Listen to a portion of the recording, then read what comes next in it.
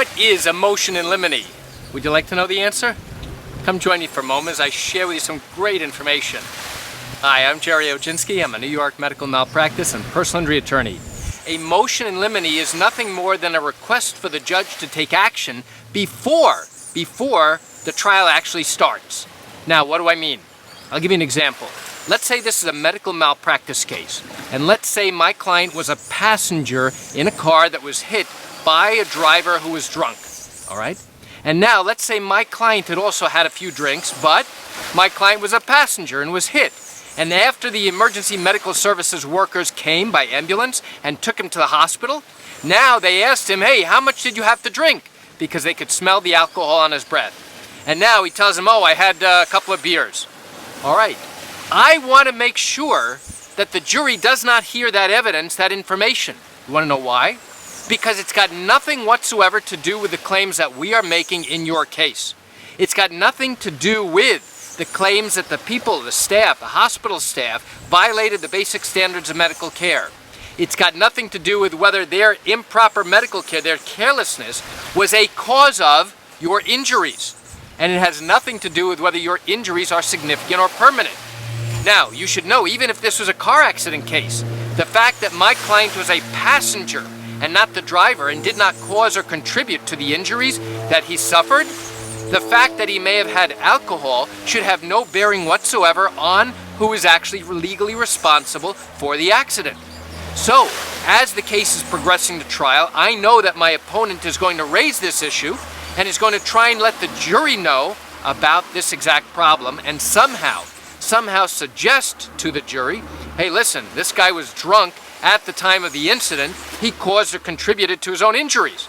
Or you shouldn't give him as much money because this guy is an alcoholic, or because he had a couple of beers before he left. In that instance, where I know that this issue is going to come up, you know what I do? I prepare a legal brief. And now, before trial, once we get assigned, once a jury has been selected, and we get assigned to the judge who's going to be trying this case, I now tell the judge, hey, judge, listen, before we actually begin the trial, I have a request. And now the judge says, what's your request? Well, this request is known formally as a motion in limine.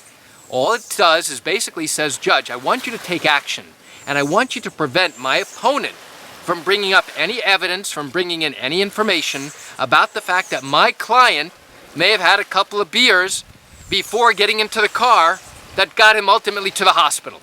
That's it. And now the judge will turn to my opponent and say, what do you have to say about that, counselor? And now he'll have to give a reason why he should not have to go along with my request. The judge will then make a decision about whether or not I am right or not.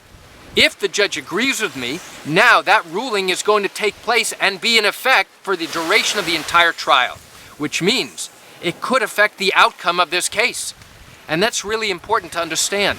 So when an attorney asks a judge for a motion in limine, basically it's an oral argument, I should say usually it's an oral argument, that takes place with the trial judge before the trial has actually started that could significantly impact what happens during the course of trial.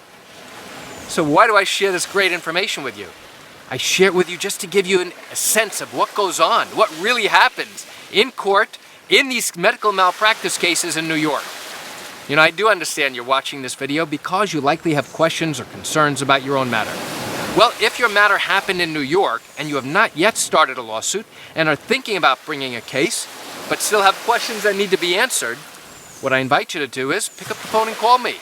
You know, I answer questions like yours every single day and I'd love to talk to you.